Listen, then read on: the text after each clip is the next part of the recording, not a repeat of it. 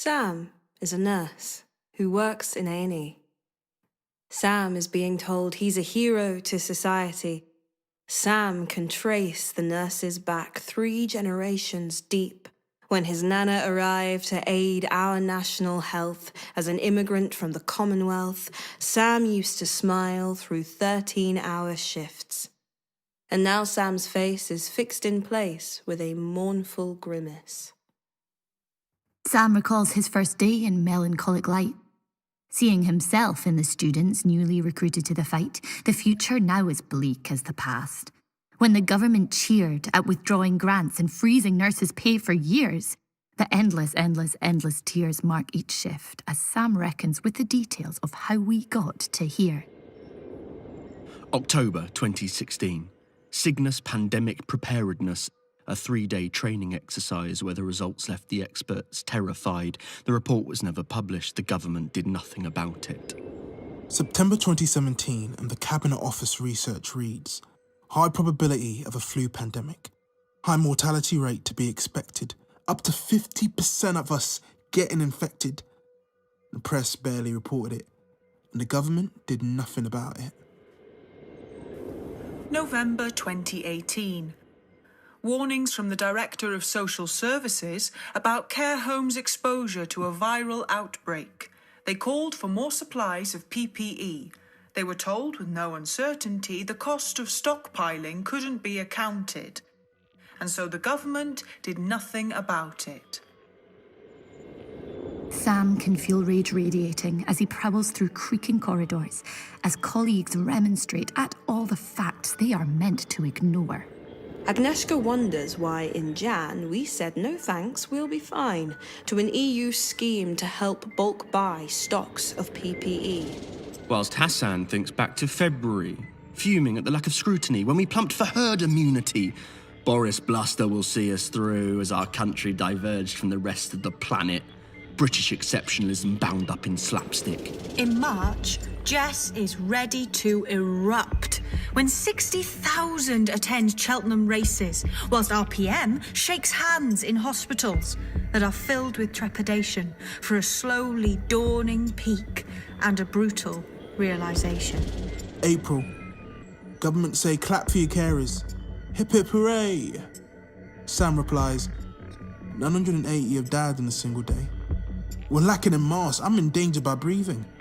Hold your breath then, say Gov. Sam is silently seething. Don't abuse the PPE we've graciously provided.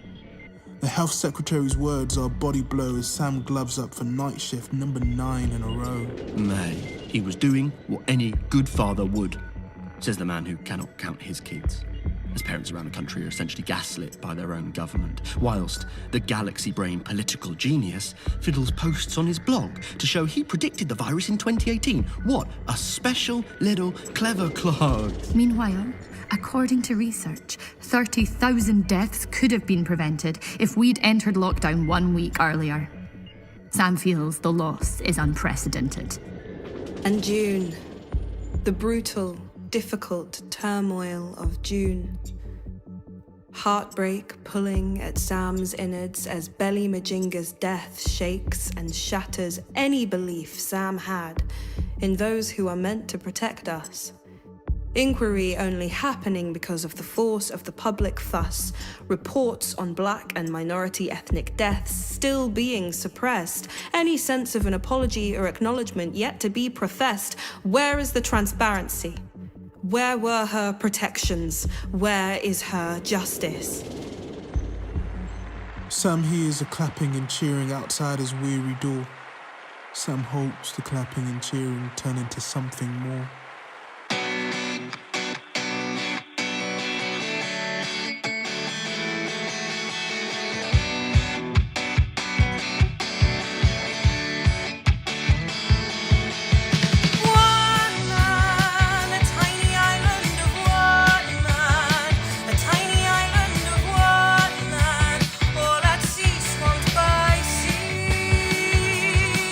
But his roots sink far way down.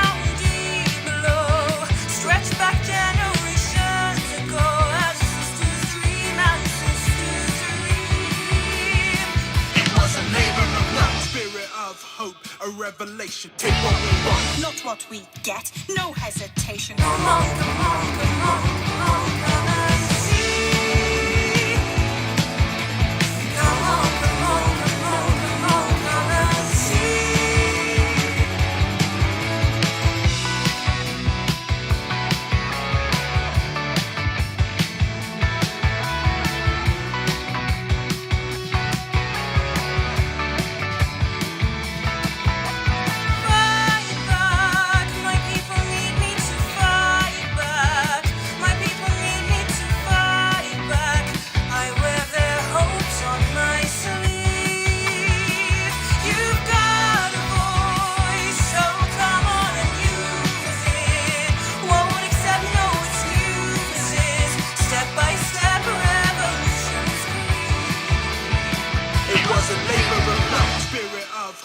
A revelation. Take what we want, not what we get. No hesitation. Come on, come on, come on, come on.